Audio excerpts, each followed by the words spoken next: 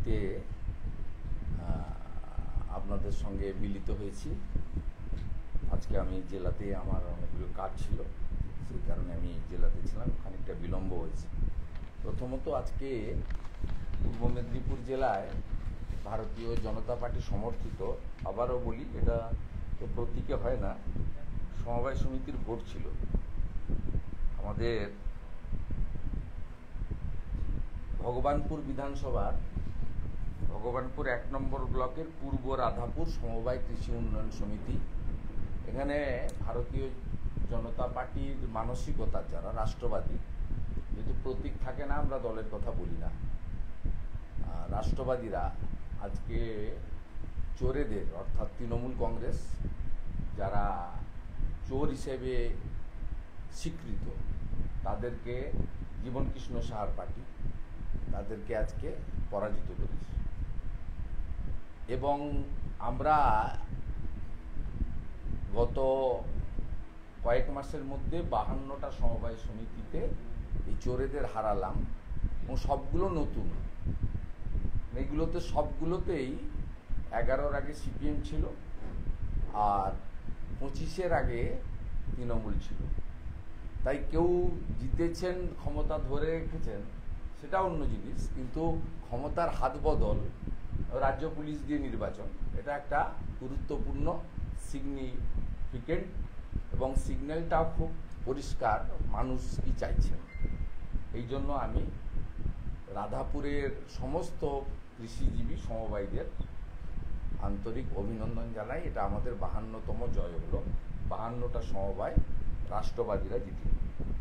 দ্বিতীয় ইনফরমেশান আপনাদেরকে দিই, আপনারা জানেন যে 2021 সালের পরে যখন পোস্টপোল ভায়োলেন্স হয়, ভারতীয় জনতা পার্টির বিধায়কদের ইনক্লুডিং এলওপি কেন্দ্রীয় নিরাপত্তা বাহিনী ভারত সরকারের পক্ষ থেকে দেওয়া হয়, কারণ সেই সময় নির্বাচিত বিধায়করাও একাধিক জায়গায় আক্রান্ত হয়েছিলেন। আর আমরা তো প্রায় হই, কদিন আগেই কোচবিহারে হয়েছি, তার আগে বারুইপুরে হয়েছি, তার মধ্যে বারাসাতেও হয়েছি, ব্যারাকপুরেও করার চেষ্টা হয়েছে। এ তো প্রায় সপ্তাহে সপ্তাহে হয়। তা আমি এবং শঙ্কর ঘোষ, আমাদের চিফ হুইপ অপোজিশন, আমরা 1 আগস্ট 2024 মাননীয় স্পিকার বিমান ব্যানার্জির নির্দেশের বিরুদ্ধে কলকাতা হাইকোর্টে গেছিলাম।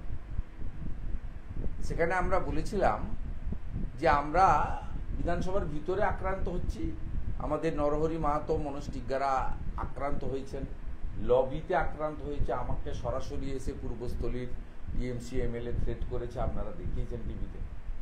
তা এইসব ভিতরে বাইরে অনেক ঘটনা ঘটে, আমরা তার জন্য প্রস্তুত আছি, কারণ পশ্চিমবঙ্গে যা চলছে তাতে সাধারণ মানুষেরই নিরাপত্তা নেই, কোনো বোন দিদি কন্যার নিরাপত্তা নেই, সেক্ষেত্রে আমাদের নিরাপত্তা তো থাকবে না, এটা অত্যন্ত স্বাভাবিক। তা আমরা পিটিশন করেছিলাম যে কেন্দ্রীয় বাহিনী সিআরপিএফ সিআইএসএফকে গেটের বাইরে রেখে দেওয়া হয়। এরা কি চোর না ডাকাত? আর রাজ্য পুলিশ, কলকাতা পুলিশ, মমতা ব্যানার্জি, বিমান ব্যানার্জি সহ এদের পিএসওদেরকে ভিতরে অ্যালাউ করা হয়।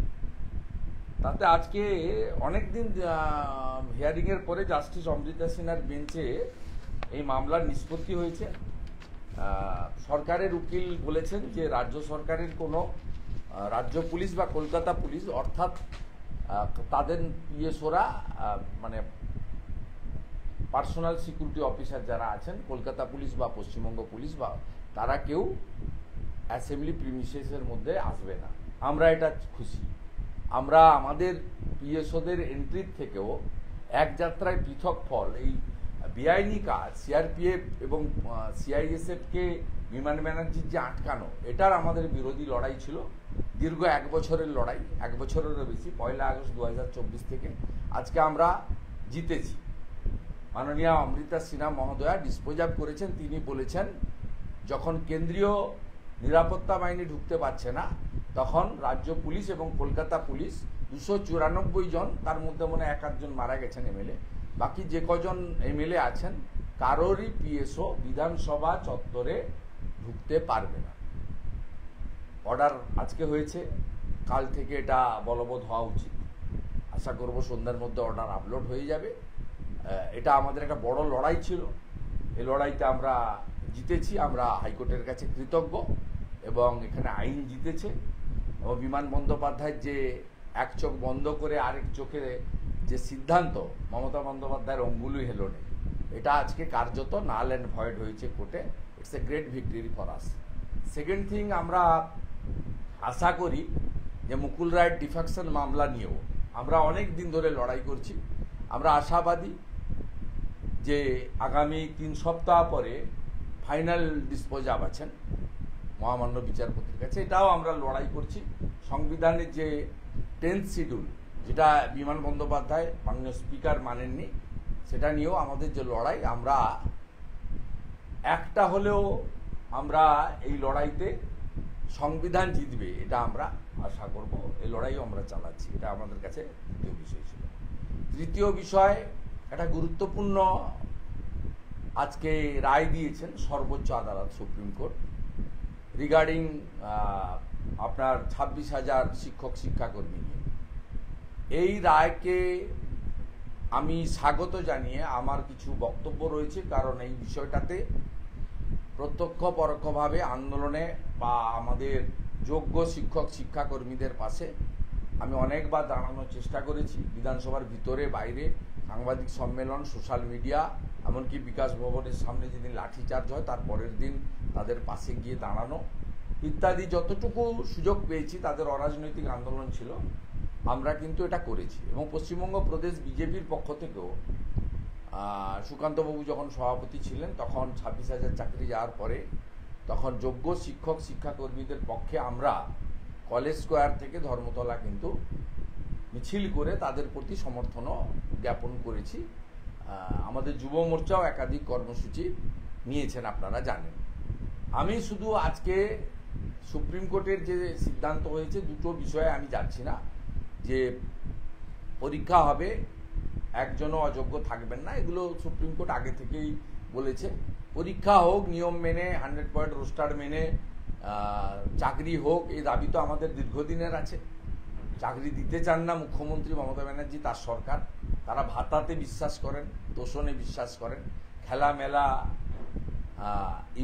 এসবে বিশ্বাস করেন। আমরা তো প্রথম থেকে চাকরি দেওয়ার পক্ষপাতী। 6 লক্ষ পার্মানেন্ট পোস্ট অবলিশ করেছেন, ক্যাজুয়াল কন্ট্রাক্টুয়াল ঢুকাচ্ছেন সামান্য সামান্য বেতন দিয়ে। না চলে তাদের সংসার, না তাদের চাকরির স্থায়িত্ব আছে, না নিয়ম মেনে তারা রিক্রুট হচ্ছে। এসব বিষয় তো প্রতিদিনই বিভিন্ন স্তরে আমরা বলছি। যেটা সবচেয়ে উল্লেখযোগ্য, সুপ্রিম কোর্ট আজকে তার নির্দেশে বলেছেন যে 2 তারিখের মধ্যে অযোগ্যদের তালিকা প্রকাশ করতে হবে। এটা অত্যন্ত গুরুত্বপূর্ণ এই কারণে, 2022 সালে যখন মাননীয় তদানীন্তন জাস্টিস অভিজিৎ গাঙ্গুলি মহোদয় অর্ডার দিয়েছিলেন, তিনি কিন্তু প্রায় 7,000-এর কাছাকাছি অযোগ্যকে কেন অযোগ্য বলে চিহ্নিত করে তিনি কিন্তু 26,000-এর চাকরি বাতিলের সিদ্ধান্ত নেননি। কিন্তু এই মুখ্যমন্ত্রী তার দম্ভ, উদ্ধত্ত, অহংকার এবং তার ভাইপোর নেতৃত্বে যেহেতু টাকা তোলা হয়েছে, টাকার বিনিময়ে যেহেতু চাকরিগুলো হয়েছে, অধিকাংশ চাকরি হয়েছে, আর কিছু তৃণমূলের নেতাদের আত্মীয় স্বজন পেয়েছেন, এই বিষয়ে তারা রাজ্যের তৃণমূল কংগ্রেস সরকার অযোগ্যদের চাকরি দিতে পারেন না, এটা তাদের গোঁ ছিল। তাই আজকে 22 সাল থেকে 25 সালের শেষ অবধি তারা টেনে নিয়ে গেছেন। ডিসেম্বর মাস পর্যন্ত এদের চাকরি আছে। ডিসেম্বরের মধ্যে রিক্রুটমেন্ট কমপ্লিট করতে হবে। 31শে ডিসেম্বরের পরে আর কারোরই পুরনো যারা আছেন শিক্ষক শিক্ষাকর্মী, যা সুপ্রিম কোর্টের নির্দেশ, সেটা আমি শুধু উল্লেখ করছি। আমার এক্ষেত্রে বক্তব্য, সেদিন 22 সালে মাননীয় অভিজিৎ গাঙ্গুলির অর্ডার, সেটা কার্যত আজকে সুপ্রিম কোর্ট স্ট্যাম্প লাগিয়ে দিল। সেদিন অভিজিৎ গাঙ্গুলি মহোদয় কিন্তু যোগ্য অযোগ্য বেছে দিয়েছিলেন। সরকার এবং আমাদের এসএসসি যোগ্যদের তালিকা দেননি বলেই আজকে কিন্তু এই পরিণতি হলো। সুবল সোরেনদের মতো অনেক কৃতি শিক্ষককে আমরা অকালে হারালাম। যখন 7ই জানুয়ারি ডেট ছিল 2025, ওই যোগ্য অযোগ্য তালিকা দেওয়ার শেষ সুযোগ সুপ্রিম কোর্ট দিয়েছিল। আপনারা জানেন যে আমরা 31শে ডিসেম্বর ভারতীয় জনতা পার্টির 15 জন এমএলএ এসএসসির কাছে যাই। এসএসসির চেয়ারম্যান দেখা করেননি, এসএসসির সেক্রেটারি দেখা করেছিলেন আমাদের সঙ্গে। আমরা সেদিন পরিষ্কার বলেছিলাম, তার ভিডিও রেকর্ডিং সবার কাছে আছে, যে আপনারা অবিলম্বে যোগ্যদের তালিকা দিন। আমরা সেক্ষেত্রে বলেছিলাম পুড়িয়ে ফেলেছেন, নষ্ট করেছেন, কিন্তু সিবিআইকে আপনারা অনেকেই অযোগ্য অমুক তমুক অনেক কথাই বলেন। তার সিবিআই যেটা করেছিল গাজিয়াবাদ থেকে তাদের মডার্ন টেকনোলজি ইউজ করে তারা ডিভাইস থেকে কিন্তু ওএমআর বের করে দিয়েছিল, তাতে কারা ওএমআর এ চাকরি নম্বর কত পেয়েছে সেটা কিন্তু সিবিআই করেছে। All credit goes to. আজকে যে সুপ্রিম কোর্ট বলেছে অযোগ্যদের তালিকা প্রকাশ করতে, তার মানে যাদের অযোগ্যদের তালিকা প্রকাশিত হবে বাকিরা যোগ্য। আমি এক্ষেত্রে বলবো যোগ্যদের তালিকা নিয়ে যে লড়াই সুপ্রিম কোর্টে হয়েছে, হাইকোর্টে হয়েছে, সুযোগ দিয়েছেন ডিভিশন বেঞ্চ, সুপ্রিম কোর্ট। আমরা মেন অপোজিশন অ্যাসেম্বলির ভিতরে বলেছি, বাইরে বলেছি, অন্য পলিটিক্যাল পার্টিও কেউ কেউ বলে থাকতে পারেন, বিশিষ্ট আইনজীবীরা, আইনজ্ঞরা বলেছেন, বিভিন্ন যোগ্য শিক্ষক শিক্ষাকর্মী মঞ্চ আন্দোলনকারীরা বলেছেন, ইন্ডিভিজুয়াল বলেছেন, আপনাদের বিভিন্ন চ্যানেলে টক শোতে যারা বিশ্লেষক আসেন, নিরপেক্ষ বিশ্লেষক, তারাও বলেছেন, কিন্তু আপনারা করেননি। এখন যাবেন কোথায়? যার তো কোনো রাস্তা নেই। 2 তারিখ ইজ নকিং দ্য ডোর। আপনাকে অযোগ্য তালিকা দিতে হবে, তাহলে এর মধ্য দিয়ে প্রমাণিত হবে মমতা ব্যানার্জির সরকার অযোগ্যদের চাকরি দেয়। একটা নির্বাচিত সরকার, সংবিধানকে সামনে রেখে এসএসসি একটি অটোনমাস বডি, সেখানে আপনারা অযোগ্যদের চাকরি দিতে পারেন না। অযোগ্য তালিকা আপলোড হওয়ার পরে পুরো মন্ত্রিসভার বিরুদ্ধে ব্যবস্থা নেওয়ার আওয়াজ, মুখ্যমন্ত্রীর পদত্যাগের দাবি আমরা করব, করা উচিত, যুক্তিসঙ্গত। কারণ কোন নির্বাচিত সরকার, সংবিধানকে সামনে রেখে শপথ নেওয়া সরকার কখনো অযোগ্যদের চাকরি দিতে পারেন না, এটা 1 নম্বর। দ্বিতীয় হচ্ছে অযোগ্যদের তালিকা 2 তারিখে এসে গেলে বাকিদেরকে যোগ্য ধরে নেওয়া যাবে। তাহলে এই যোগ্যদের নিয়ে নিশ্চিতভাবে পুনরায় তাদের জন্য কেন আর পরীক্ষা? যোগ্যদের জন্য, যোগ্যদের সেই তালিকা, যে তালিকা বহু প্রতীক্ষিত, 22 সাল থেকে 25 সাল, প্রায় 4 বছরের প্রতীক্ষা, 3.5 বছরের প্রতীক্ষা, সেই ওইটা বাদ দিয়ে দিলেই তো বাকি সব যোগ্য। সেই যোগ্যদের নিয়ে কেন লড়াই হবে না? আমার কাছে নন অফিসিয়াল ইনফরমেশন আছে বাংলা ভাষা বা বাংলা এসব নিয়ে, যেটা আইপ্যাকের বুদ্ধিতে উনি চাষ করার চেষ্টা করছেন রোহিঙ্গা এবং বাংলাদেশি অবৈধ অনুপ্রবেশকারীদের বাঁচানোর জন্য। বিধানসভা ডাকছেন, শর্ট সেশন ডাকছেন 1 দিন 2 দিনের। আমরা রেডি আছি, বিজেপি সব এমএলএ সমর্থন করব। যোগ্য তালিকা আপনি বিধানসভা থেকে সর্বদলীয়ভাবে পাস করান। অযোগ্য বেরিয়ে গেলে বাকি যোগ্য। আমরা যোগ্য তালিকার জন্য, দেখুন সুপ্রিম কোর্ট বলুন, সাংবিধানিক প্রতিষ্ঠান বলুন, তারা কেউই অন্যায়ের পক্ষে থাকেন না, ন্যায়ের পক্ষে থাকেন। তাহলে অযোগ্য যদি বেরিয়ে যায়, যোগ্যদের কেন নতুন করে এতদিন পরে, 10 বছর পরে, 16 সালে পরীক্ষা হয়েছিল, আবার নতুন করে পরীক্ষা দিয়ে, হ্যাঁ নিশ্চয়ই সুপ্রিম কোর্ট বলেছে আজকে পরীক্ষা রাজ্য সরকার এসএসসি করাতে চায়, আমার কোনো আদিমত নেই, ফাইনালি করুন, কিন্তু একটা সুযোগ আজকে সুপ্রিম কোর্ট দিয়েছে। কারণ এই সরকারের আর যাওয়ার কোনো উপায় নেই। সুপ্রিম কোর্টের সিদ্ধান্ত নাল অ্যান্ড ভয়েড হয় একমাত্র সংসদে। এই সরকারের আর যাওয়ার কোনো জায়গা নেই। এদের 2-9 মধ্যে প্রকাশ করতেই হবে। তবে করবে কিনা সেটাও আমার সন্দেহ আছে, কারণ ডিএর ক্ষেত্রে আমরা দেখেছি 25% ডিএ দেওয়ার অর্ডার হওয়ার পরেও কিভাবে সুপ্রিম কোর্টকেও অগ্রাহ্য অস্বীকার করার একটা টেন্ডেন্সি। একদিকে 500 কোটি টাকা পুজোয় চাঁদা, একদিকে বুথে বুথে কত 10 লাখ না কত টাকা ইত্যাদি ইত্যাদি, অন্যদিকে কর্মচারী শিক্ষকদের, শিক্ষাকর্মী, পেনশনারদের ডিএ আটকানোর মরিয়া প্রয়াস সুপ্রিম কোর্টের নির্দেশকে বুড়া আঙুল দেখিয়ে।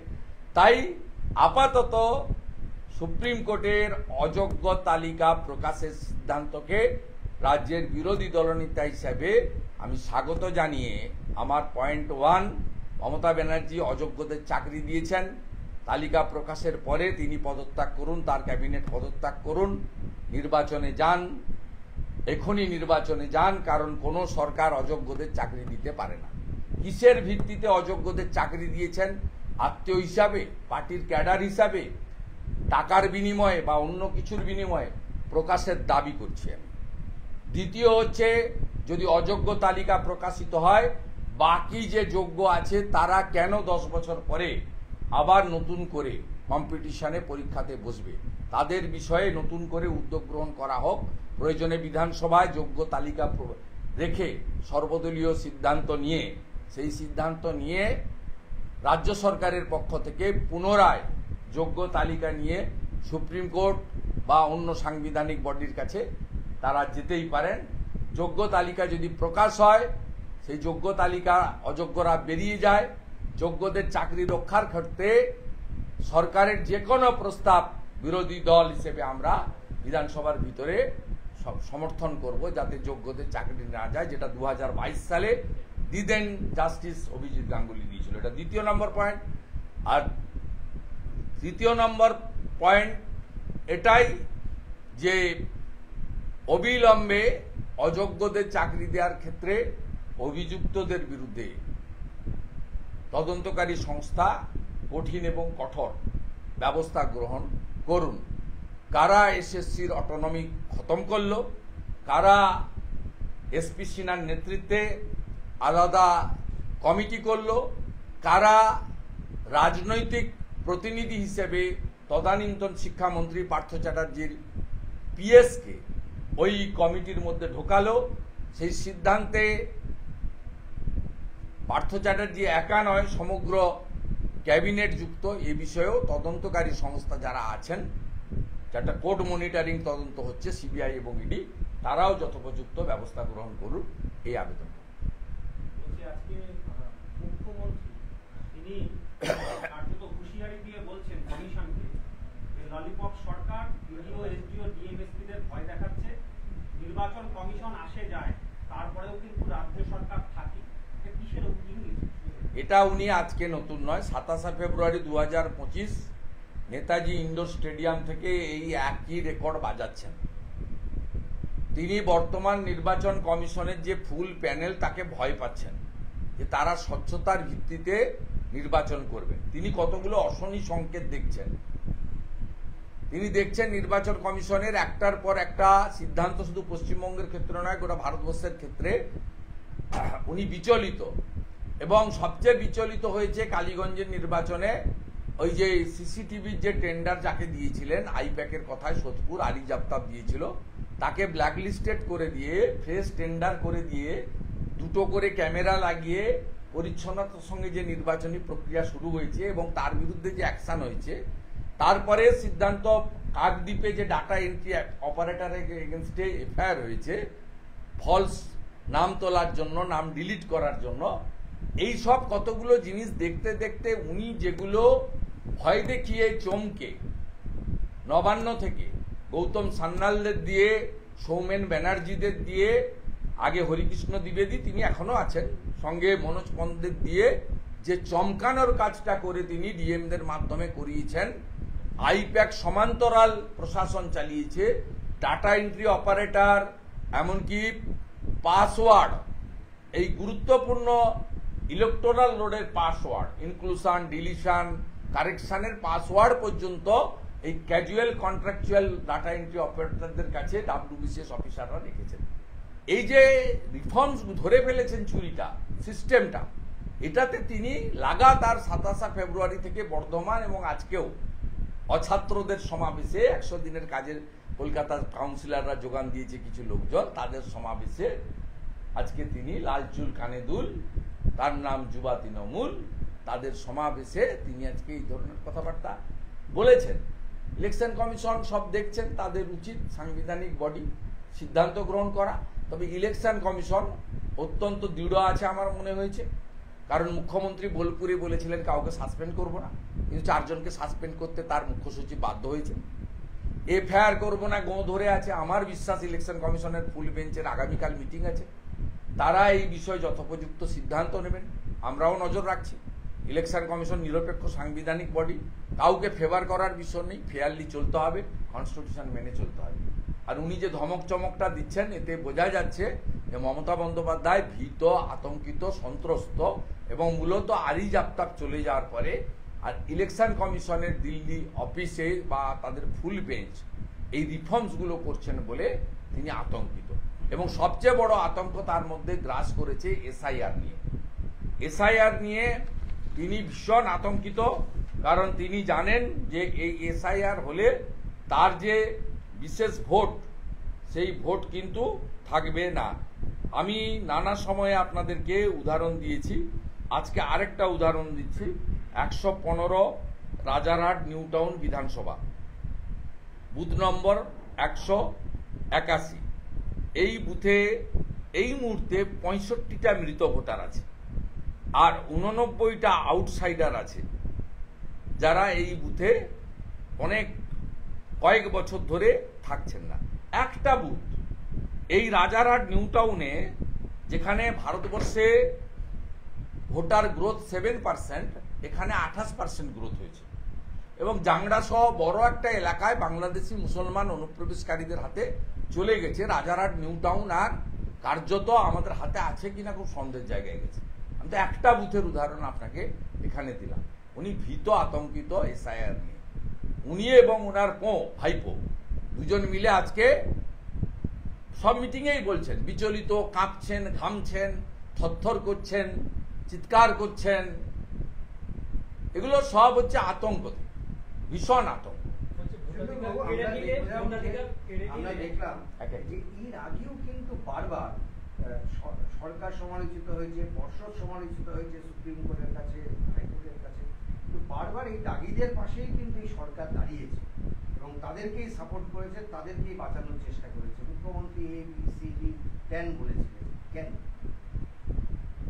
সরকারটা দাগি। এই যে ছেলে পেলেগুলো না, আমি নিশ্চয়ই দেওয়া নেওয়া দুটোই সমান অভিযোগ, সমানভাবে দোষী।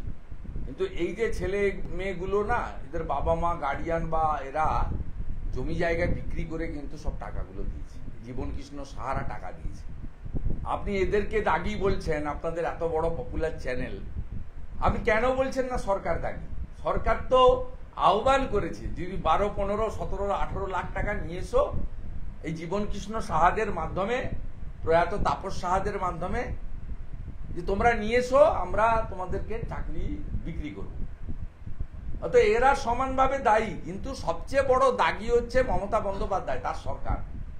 তিনি যদি এসএসসির অটোনমিটাকে কেড়ে না নিতেন, এসপি সিনহার নেতৃত্বে 7 ম্যান কমিটি, কল্যাণময় গাঙ্গুলি থেকে শুরু করে, সেখানে অভিজিৎ বলে যে পার্থ চ্যাটার্জির পিএস, আমিও বেশ কয়েক বছর মন্ত্রী ছিলাম, পিএসরা কোনো পলিটিক্যাল ইস্যুতে, কোনো টেন্ডার প্রসেসে এসবে ঢুকতে পারেন না।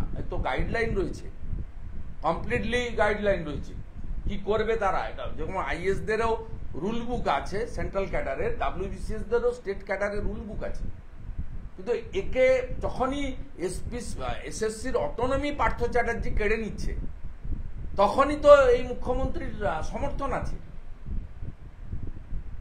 অর্থাৎ আপনি কেন ওই নিশ্চয়ই যে 6000, 7000 যা আসবে লিস্টে, তারা অভিযুক্ত বা তারা ঘুষ দিয়ে চাকরি পেয়েছে, যোগ্যতায় পায়নি, তাদেরকে আমি আড়াল করছি না। আমি মনে করি মূল দাগী, সবচেয়ে বড় দাগী মমতা বন্দ্যোপাধ্যায়ের মন্ত্রিসভা। মমতা বন্দ্যোপাধ্যায় পার্থতা করেছে আমি জানি না, কথা বলতে পারেন না। পার্থ চ্যাটার্জি যা করেছে তার বেনিফিট আপনার বাড়িতে গেছে, আপনার দলে গেছে, আপনার লোকেরা গেছে, আপনার পরিবারের যে কোম্পানি লিপস অ্যান্ড বাউন্স, তার লোকেরা যুক্ত। সুজয় কৃষ্ণ ভদ্রের ভয়েস মেল টেস্টিংয়ে সেটা প্রমাণিত সত্য হিসেবে সামনে এসেছে। তাই বলুন দাগী মমতা বন্দ্যোপাধ্যায়, তার মন্ত্রিসভা দাগী। দাঁড়ান, নেই বলছি 26-এ ভোটে বিজেপিকে 50-এ নামাবে, আজকে অভিষেক করেছে। এসআইআর হওয়ার পরে ডায়মন্ড হারবারে জিততে পারবে না। এসআইআর হওয়ার পরে ডায়মন্ড হারবারে ও জিততে পারবে না। আমিও চ্যালেঞ্জ দিলাম, তৃণমূল কংগ্রেস 3 অঙ্কতে যাবে না। তৃণমূল কংগ্রেসের সুপ্রিমো নন্দীগ্রামে হেরেছে, এবারে ভবানীপুরে হারবে। ছাত্র নির্বাচন নিয়ে তৃণমূল ছাত্র পরিষদের প্রতিষ্ঠা বার্ষিকীর মঞ্চে নীরব মমতা অভিষেক। ছাত্র নির্বাচন নিয়ে নীরব, সব তো বুড়ো, ছাত্র কে? দুটো বাচ্চা, তিনটে করে বাচ্চা, কারো কারো একটা স্ত্রী আর একটা তিনটে বান্ধবীও আছে। এগুলো ছাত্র নেই? এই যেগুলো মঞ্চে ছিল, নাচন কুদন করছিল, ওগুলো ছাত্র নেই? দাদু হয়ে গেছে কেউ। ছাত্রদের কথা আসবে কেন? চাকরির কথা আসবে কেন? মেধার কথা আসবে কেন? উনি তো বলছেন যে তিনি 2 কোটি লোককে দারিদ্র্য সীমার নিচে নামিয়েছেন, উপরেও না। অত 2 কোটি লোককে গরিব করেছেন উনি আজকে বলেছেন। তো ভয়ঙ্কর ভয়ঙ্কর কথা বলেছেন। বলেছেন পার্টিশনের কথা ভুলে যান। তাই এরপরে কোনোদিন বলবে যে 15ই আগস্ট ভুলে যান, 26শে জানুয়ারি ভুলে যান। আজকে বলেছে পার্টিশনের কথা ভুলে যান। পাঞ্জাব দুভাগ হয়েছে, বাংলা দুভাগ হয়েছে। আরে পাঞ্জাব বাংলা দুভাগ হয়েছে তো ডক্টর শ্যামাপ্রসাদ মুখার্জির জন্য। আপনি যে হেলিকপ্টার আর চার্টার প্লেনে ঘুরছেন, আপনার পরিবার যে কয়েক হাজার কোটি টাকার মালিক হচ্ছে, আপনার পরিবারের লোকেরা আমেরিকার হপকন্সে গিয়ে চিকিৎসা করাচ্ছে, সেটা তো ডক্টর শ্যামাপ্রসাদ মুখার্জি এই বাংলাকে ভারতে রেখেছিল বলে। বাংলাদেশে থাকলে, পাকিস্তানে থাকলে তো পারতেন না করতে এসব করতে। তা আপনি কি বলছেন? বেকারত্ব 50% কমিয়েছে কে? আপনারা নিজেদের কি অবস্থা? 5,000, 7,000, 8,000, 9,000 টাকায় ছোট ছোট সাব ডিভিশনে, ডিস্ট্রিক্টে নিউজের সঙ্গে কাজ করছে ছেলেমেয়েরা। ওই টাকায় চলে কারো? একটা বাচ্চাকে ভালো স্কুলে দিতে গেলে 5,000 টাকা মিনিমাম খরচ হচ্ছে। ভয়াবহ চিত্র এই রাজ্যে। বলছে যে আমার রাজ্য থেকে যেমন কয়েক লক্ষ লোক চলে গেছে, বাইরের রাজ্য থেকে 1.5 কোটি লোক এখানে করছে। আপনি বাকি এখানকার 1.5 কোটি থেকে কিছু লোককে অন্য জায়গায় পাঠিয়ে তাদেরকে নিয়ে আসুন না। কেন 5,000 টাকা দিবেন বলছেন? রিড অ্যান্ড রাইট গ্রুপ ডিতে চাকরি দিয়ে দেন, দম আছে দিয়ে দেন 60 লাখ পরিযায়ী শ্রমিককে। অতএব এটা ছাত্র সমাবেশ বা ছাত্র ভবিষ্যৎ প্রজন্ম যুবকদের জন্য কোনো বার্তা এখানে ছিল না। ছিল দম্ভের প্রকাশ, ঔদ্ধত্যের প্রকাশ, আর ভীষণ ভয় থেকে তিনি ভারতবর্ষের প্রধানমন্ত্রী, দেশভাগ ইত্যাদি অনেক কথা বলেছেন, যে কথাগুলো কোনো ভারতবর্ষের সংবিধানকে সামনে রেখে কোনো জনপ্রতিনিধির মুখ থেকে মানুষ আশা করে না। দাদা বলছেন যে একজনের ভোটাধিকার কাটলে জীবন দেবেন, জীবন থাকতে একজনের ভোটাধিকার কাটতে তিনি দেবেন না। উল্টোদিকে অভিষেক বলছেন একজনের মানে ভোটাধিকার কাদের? জেনুইন ভোটার তো আমরাও তো বলছি। বিহারের ড্রাফট ভোটার লিস্ট বেরিয়েছে, তারপরে 6 নম্বর ফর্মে কমপ্লেন করার সুযোগ দিয়েছে ইলেকশন কমিশন। ভোটার তালিকা একটা চলমান প্রসেস। আপনি যদি জেনুইন ভোটার হয়, আপনার নাম কাটবে কেন? আমরা কাটতে দেব কেন? কিন্তু আবার শুনে রাখুন, কথার ভাঁজে কথা রেখে গেছেন। আমি যে কথা প্রথম দিন থেকে বলছি, এসআইআর কে সামনে রেখে 4 রকমের লোকের ভোটার তালিকায় নাম থাকবে না। মৃত ভোটারের নাম থাকবে না। আমি এক্ষুনি আপনাকে বলেছি রাজারহাটের একটা বুথে 65 মৃত ভোটার আছে। মৃত ভোটার থাকবে না। ডবল ট্রিপল এন্ট্রি থাকবে না। মালদাতে নাম আছে, কলকাতায় নাম আছে, ঝাড়গ্রামে নাম আছে, থাকবে না। এবং 16 লক্ষ ডবল এন্ট্রি আছে। বিজেপি লোকসভা ভোটের আগে থেকে আরিজ আফতাবকে দিচ্ছে, কাজ হয়নি, এবারে কাজ হবে উচিত এসআইআর। অস্তিত্বহীন ভোটারের নাম থাকবে না। ইতিমধ্যে বারুইপুরের 2টো বিধানসভায়, একটায় 70, একটায় 110, 180টা নাম বেরিয়েছে যাদের কোনো এক্সিস্টেন্স নেই, নো এক্সিস্টেন্স ভোটার। আর চতুর্থ হচ্ছে বার্মা হয়ে, কক্সবাজার হয়ে আসা রোহিঙ্গা এবং বাংলাদেশি মুসলমান অনুপ্রবেশকারী, যারা শরণার্থী নন, যাদের ভিসা পারমিট ইত্যাদি নেই। ভিসা পারমিট থাকলেও ভোটার লিস্টে নাম উঠতে পারে না। যারা সিএ এর আওতায় পড়ছে না, সেই লোকেদের নাম থাকবে না। যেমন হরিহরপাড়া 7 শেখ 3 বার ভোট দিয়েছিল, আনসারুল বাংলার গ্রেপ্তার হয়েছে। এরকম অসংখ্য বাংলাদেশি মুসলমান রয়েছে।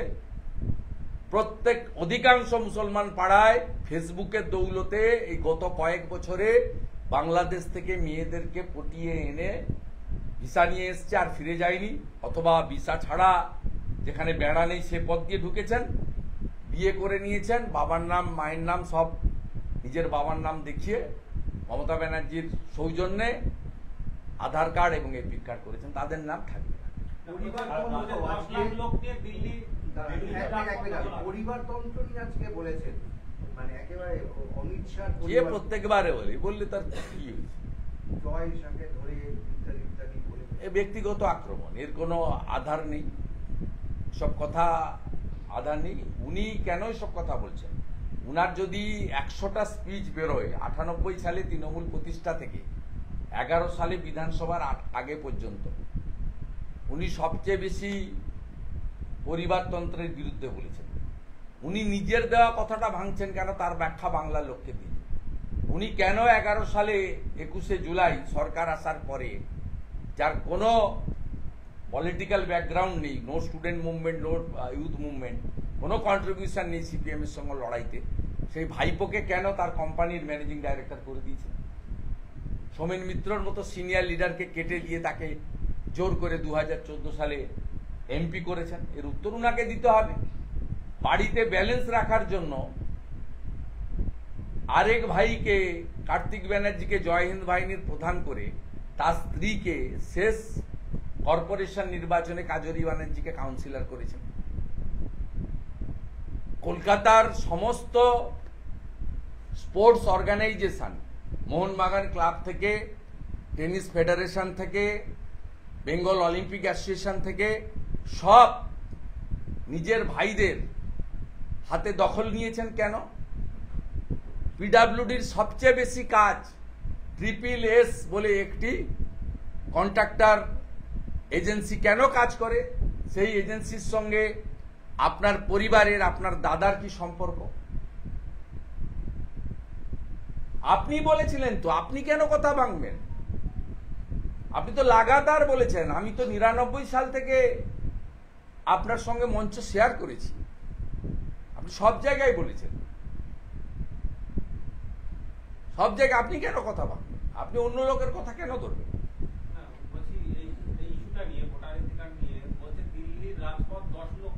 হ্যাঁ, সে মানরেগা নিয়ে বলেছিল আমি দিল্লিতে 10 লক্ষ লোক নিয়ে যাব, মানরেগার টাকা নিয়ে আসবো।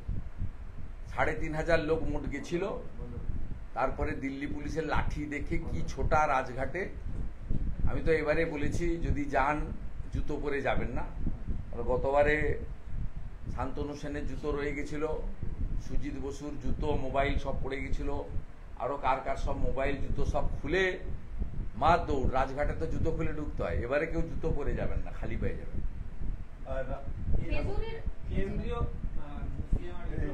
আর না বাইট দিতে দিয়েছে প্রেস কেন্দ্রীয় এজেন্সিকেও আক্রমণ করে বলেছেন যে আগে কেন্দ্রীয় এজেন্সি বিজেপি করতো না, কোনো রাজনৈতিক দল করতো না, ইলেকশন এলে এদের দাপাদাপি এখন বাড়ে। কেন্দ্রীয় এজেন্সি আগে বিজেপি করতো না, বিজেপি অপারেটিং। আমি এটা নিয়ে বলবো না, সবগুলো কেসই হাইকোর্টের নির্দেশে হচ্ছে। জীবন কৃষ্ণ সাহা আগে পুকুরে ঝাঁপ দিয়েছিলেন, এবারে নালায় ঝাঁপ মেরেছেন। আপনার বিপ্লবী নেতারা ফেস করছেন না কেন? আপনার ভাইপোকে যখনই ডাকে সুপ্রিম কোর্ট হাইকোর্টে চলে যায় কেন? ডাকলেই চলে যেতে হবে, ডাকলেই চলে যেতে হবে, ফেস করতে হবে।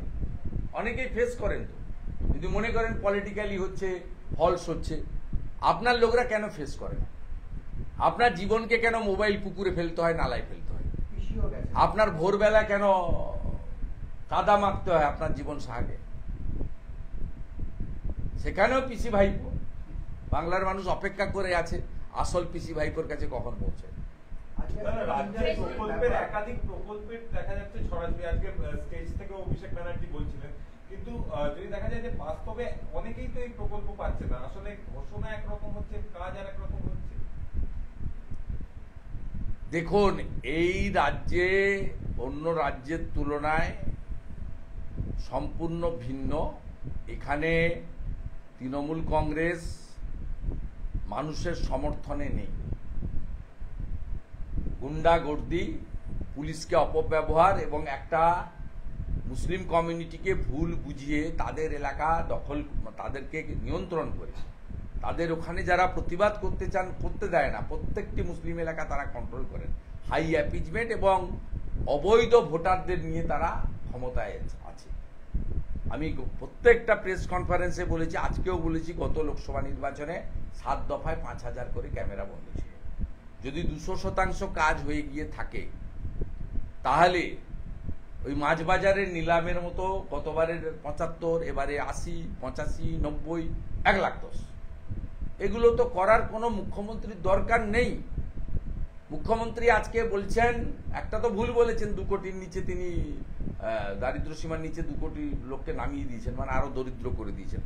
যাই হোক, তিনি হয়তো বলতে চেয়েছেন উপরে তুলতে চেয়েছেন, দারিদ্র সীমার নিচের উপরে। প্রত্যেকটা মিটিংয়ে কিছু কিছু তো থাকবেই, তা কিছু চাটনি তো উনি দেবেনই। তা লোক আর ভয়টয় পাচ্ছে না। বর্ধমানে দেখেছেন এত সিকিউরিটি, এত টাইট অ্যারেঞ্জমেন্ট, এত শান্তির পরেও লোক কিন্তু প্লাকার্ড ধরে বলছে, ভয়ে মানুষ পাচ্ছে না। এই যে আমার পাড়া তৃণমূল তাড়া, এটা আমার কথা, আর ওদের কথা হচ্ছে আমার পাড়া কি সমাধান নাকি।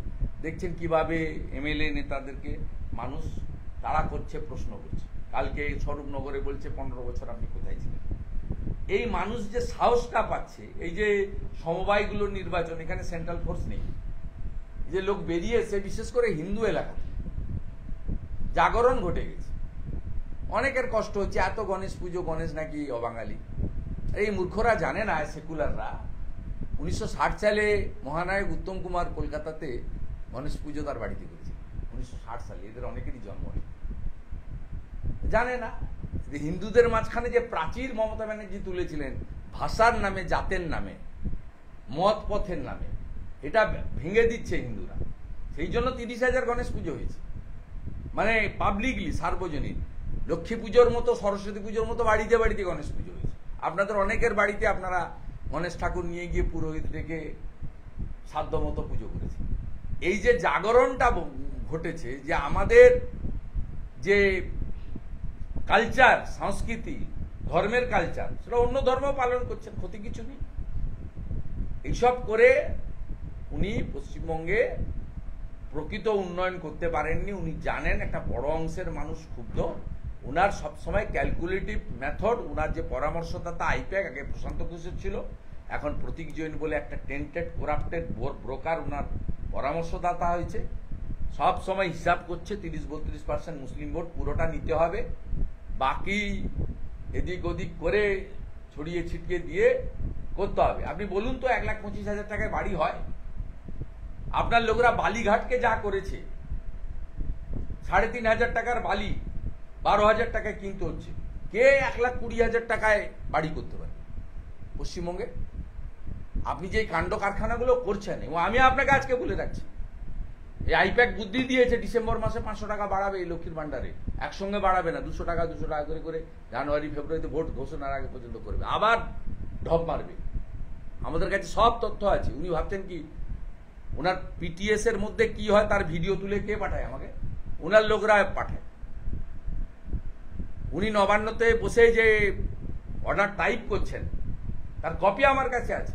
মনোজ পন্থ মেল করার আগে 4 জনকে সাসপেন্ড করেছে। আমি আপনাদের একটা ইলেকট্রনিক্স চ্যানেলকে ফোনে বলে দিলাম 10টা 5-এ মনোজ পন্থ মেল করেছে, তা আমাকে জানিয়েছে কি? নবান্ন থেকে জানিয়েছে। ওনার ডায়ে বাঁয়ে কেউ নেই। পশ্চিমবাংলার সরকারি কর্মচারী, শিক্ষক, পেনশনার্সরা অর্ধেক টাকা পাচ্ছেন। গোটা ভারতবর্ষে 8th পে কমিশনের কাজ শুরু হয়ে গেছে। পশ্চিমবঙ্গে 6th পে কমিশনের পরে আর পে কমিশন হয়নি। একটা পে কমিশন বাদ চলে যাওয়া মানে কত ক্ষতি, আর্থিক ক্ষতি। এরাই তো প্রজেক্ট তোলে। পুজো ছুটি বন্ধ করে দিয়েছেন। যে ওই পাড়াতে ক্যাম্প না কি হচ্ছে, যেটা শেষ হয়ে যাওয়ার কথা ছিল 3রা সেপ্টেম্বর, তাকে বাড়িয়ে 3রা নভেম্বর পর্যন্ত করেছে। দুর্গাপূজার ছুটি বরবাদ করে দিয়েছে, কালী পুজোর ছুটি বরবাদ করে দিয়েছে, ভাইফোঁটা বরবাদ করে দিয়েছে, কোজাগরী লক্ষ্মী পুজো বরবাদ করে দিয়েছে। অথচ সেই সরকারি কর্মচারী বা যারা এর সঙ্গে যুক্ত তাদেরকে প্রপার পারিশ্রমিক দিচ্ছেন না। গোটা ভারতবর্ষে 8th পে কমিশন চলছে। দিল্লি সরকারও অ্যাডভান্স করে দিয়েছে পে কমিশন। আর আপনার এখানে 6th পে কমিশন, সেও তো আমি তখন ছিলাম ফেডারেশনের দায়িত্বে, জোর করে করিয়েছিলাম, অমিত মিত্র বাধা দিয়েছিল।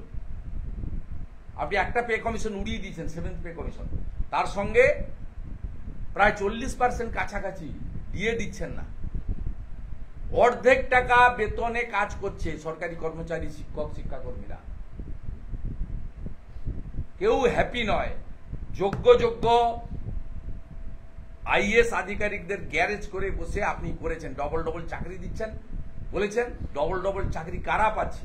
আলাপন ব্যানার্জি পাচ্ছে, হরিকৃষ্ণ দ্বিবেদীর মতো লোকেরা পাচ্ছে। একজনকে 12 বার এক্সটেনশন দিয়েছেন, আর.ডি. মিনাকে। এটা নিয়ম। ইলেকশন কমিশনকে তো আমরা বলবো, কালকে একটা অল পার্টি মিটিং আছে, আমাদের 4 জন যাচ্ছে, বুথের প্রপোজাল নিয়ে যাচ্ছে, আমরা এরপরে ধরবো যে এসডিও র্যাঙ্কের লোক ছাড়া ইয়ারও হতে পারে না ওটা ভারতবর্ষে। ইলেকট্রাল রেজিস্ট্রেশন অফিসার আপনি এসডিও র্যাঙ্কের লোক ছাড়াকে ডিএমডিসিদের করে রেখেছেন। আমাদের যে তালিকা আছে, ছাড়া আপনাকে হবে না। সিপিএম এর কাছে, কংগ্রেসের কাছে পার পেয়েছেন, বিজেপির কাছে আপনি পার পাবেন। খেজুরের দুই বিজেপি কর্মী অস্বাভাবিক মৃত্যুর মামলায় সিঙ্গেল বেঞ্চের নির্দেশকে চ্যালেঞ্জ করে ডিভিশন বেঞ্চে নিহতদের পরিবার। আমি তো আগেই বলেছি, ওটা এবং পুরুলিয়ার আরসা পুলিশ পিটিয়ে মেরেছে, দুটোতেই সিঙ্গেল বেঞ্চের রায়ে পরিবার খুশি নয়। পরিবারকে লিগ্যাল সাপোর্ট এলওপি দিচ্ছে এবং দুটো পরিবারই আমাকে জানিয়েছে তারা ডিভিশন বেঞ্চে যাচ্ছে। মাননীয় বিচারপতি দেবাংশু বসাক মহোদয়ের ডিভিশন বেঞ্চে যাচ্ছে। আমাদের লিগ্যাল সাপোর্ট তাদের প্রতি আছে, লয়াররা সাপোর্ট দিচ্ছেন। তার পরিবার সিদ্ধান্ত নিয়েছে, আমি ওয়েলকাম করছি এটাকে। কারণ পুলিশ পিটিয়ে মেরেছে পুরুলিয়ার আরসাতে, পুলিশ তদন্ত করতে পারে না, সিআইডি হচ্ছে পুলিশের উইংস। এক্ষেত্রে দিবাকর দাসের মোবাইল ফোন এসডিপিও কাঁথি, আর তমলুক মেডিকেল কলেজের যে পোস্টমর্টম করেছে তার মোবাইল ফোন যদি দেখা যায়, তাহলে দিবাকর দাস কাঁথি এসডিপিওর সঙ্গে একাধিকবার কথা হয়ে পোস্টমর্টম রিপোর্ট তৈরি করা হয়েছে as per the direction of the police officer Dibakar Das SDPO Contai, যাকে গত লোকসভা নির্বাচনে ইলেকশন কমিশন গ্যারেজ করেছিল পলিটিক্যালি বায়াসড বলে। ওই দুটো মোবাইল ফোন নিয়ে নিলেই, এবং যদি যিনি এখানে করেছেন পোস্টমর্টম, তাকে যদি একবার তদন্তকারী অফিসাররা ডেকে পাঠায়, তিনি বলে দেবেন যে আমি দিবাকর দাস এসডিপিওর কাঁথির প্রেসারে এটা লিখেছি যে কারেন্টের শক খেয়ে মারা গেছে। 500 জনের উপর তারটা ছিঁড়ে পড়েছে, দুটো বিজেপির লোক, দুটো হিন্দু লোক পড়েছে মহরমের জলসাতে, আর কেউ আহত হলো না। আর বাড়ির লোক ডাকার আগে, বডি হসপিটালে নিয়ে যাওয়ার আগে আপনি সোজা নিয়ে চলে গেলেন থানাতে। মাথায় আঘাত, পিঠে আঘাত, পায়ে আঘাত, কাটার দাগ ইলেকট্রিক শকে হয়। ওই তো এসএসকেএম এর লোকেরা অনুব্রতর কেসে যে হাইকোর্ট থেকে স্ট্রিকচার খেয়েছে, তারপরে ভয় আছে, তারা জেনুইন পোস্টমর্টম রিপোর্ট দিয়ে দিয়েছে। ওখানকার ডাক্তারদের অভয়ার ঘটনার পরে আর কিনতে পারছেন না, ডাক্তারবাবুরাও আর কারো কথা শুনছে না। অনুব্রত মণ্ডলের মেডিকেল রিপোর্ট নিয়ে কি হয়েছিল আপনাদের স্মরণে আছে? কোর্টে কে লেজে গোবরে অবস্থা হয়েছিল মেডিকেল বোর্ডে। ন্যাচারালি ধাক্কা খেতে খেতে এদেরকে লাইনে আনতে হচ্ছে, আরো ধাক্কা খাবে, লাইনে আসবে, লাইনে আস্তে আস্তে বেলাইন হয়ে চলে যাবে প্রাক্তন। এই আর না, স্টপ। মুখ্যমন্ত্রী দুঃখ প্রকাশ করেছেন, কিন্তু বলছেন যে রাজ্যের কোনো দোষ নেই, কিছু মামলাকারীকে নিশানা করে তার বক্তব্য যে এরা আমাদের নন্দীগ্রামে একটা কৃতি ছাত্রী সুইসাইড করে গেছে, আমি কালকে তার বাড়িতে গেছিলাম, ভয়ঙ্কর। হ্যাঁ, আগে রেজাল্ট বেরোলে তো ওকে এটা করতে হতো না, যে কারণে করেছে নিজের চয়েসেবল মানে চান্স পাইনি বলে। ওর তিরুপতিতে চান্স হয়েছিল ইঞ্জিনিয়ারিং এ, তো তিরুপতিতে ইন্টারেস্টেড ছিল না, যেটুকু বাড়ি থেকে আমি জেনেছি। আমি ওই মেয়েটাকে 2 বার সম্বর্ধনা দিয়েছি, অত্যন্ত মানে মেরিটোরিয়াস স্টুডেন্ট, মাধ্যমিক এবং উচ্চ মাধ্যমিকে 2 বারই আমার হাত থেকে পুরস্কার দিয়েছে। আমি কালকে ওর বাড়িতে গেছি। এই তো মুখ্যমন্ত্রী এসব জিনিস ওর কাছে যাবে না, বিচ্ছিন্ন হয়ে আছে। উনি প্রতীক জৈন, ইন্দ্রনীল সেন আর ভাইপোর বাইরে যেতে পারছেন না। সুরেন্দ্রনাথ কলেজের প্রিন্সিপাল কি আজকে বিলি করেছে তৃণমূলের ছাত্র পরিষদের প্রোগ্রামে? অযোগ্য প্রিন্সিপাল, এই যে অযোগ্য শিক্ষক শিক্ষাকর্মীর মতো অযোগ্য প্রিন্সিপাল, অবৈধভাবে পার্থ চ্যাটার্জি চোরেরা এই রকম লোককে প্রিন্সিপাল করেছে। যদি যোগ্য প্রিন্সিপাল হতো এই জিনিস করতো না। মিনিমাম এথিক্স যদি থাকতো, বিদ্যাসাগরের ভাবধারায় যদি শিক্ষা দীক্ষা করতো এই জিনিস করতো। 96 ছেলেমেয়ে পরীক্ষা দিয়েছে, 96% ছেলেমেয়ে। ঠিক আছে, এক্সেপশন তো আছেই, সর্বত্র এক্সেপশন আছে। 96% মানে কেউ এই মিটিং। না, আমি তো বলছি তো, অধিকাংশই এই সরকারের বিরুদ্ধে। অভয়ার বাবা মার মতো মেরুদণ্ড সোজা তো আছে, কসবা ল কলেজের বাবা মা মেরুদণ্ড সোজা রাখেনি, ভয় গর্তে ঢুকে গেছে। তো অভয়ার বাবা মা তো লাঠি খাচ্ছে, মার খাচ্ছে, টাকার লোভ দেখাচ্ছে, অফার করছে, তো সোজা তো আছে কিছু কিছু লোক। সবাইকে তো আপনি কিনতে পারবেন না। আমাকে তো 1 ডিসেম্বর 2020 বিজেপিতে যাওয়ার আগে সব রকম অফার করা হয়েছে। প্রশান্ত কিশোর, ভাইপো, সৌগত রায়, সুদীপ বন্দ্যোপাধ্যায়ের উপস্থিতিতে, আর সৌগত রায়ের ফোনে লাউডে মমতা ব্যানার্জি। আমি তো মাথা নত করিনি, আমার তো কেড়ে নেয়নি, ফেলে এসেছি। আছে তো সংখ্যাটা এখন বেড়ে গেছে, অনেক বেড়ে গেছে বলেই বর্ধমানে মিটিং এর মধ্যে সাহস নিয়ে প্লাকার্ড দেখাচ্ছে। বেড়ে গেছে বলেই তামান্নার মারা লড়াই করছে। বেড়ে গেছে বলে হরগোবিন্দ দাস, চন্দন দাস তোমার টাকা দেব না, কলকাতা চলে এসেছে। আছে সংখ্যা এখন বাড়ছে। একটা সময় শিলাদিত্য, অম্বিকেশ মহাপাত্র অনেক করেছেন, এখন সংখ্যা বাড়ছে। যে কথা আমি বলি, রাজনৈতিক ভিন্নতা অনেকের মধ্যে আছে, কিন্তু মমতা যাক, সময়ের ডাক, এই সংখ্যাটা এখন 90%-এর বেশি হয়ে গেছে। কসবার ঘটনার পরেও এত বড় একটা সভা, দাদা, কসবার ঘটনার পরেও এই সভাতে আর না ভাই, আর দাদাগিরি বা বেপরোয়া ছাত্রদের কোনো সবক শেখানোর কথা এই লালটু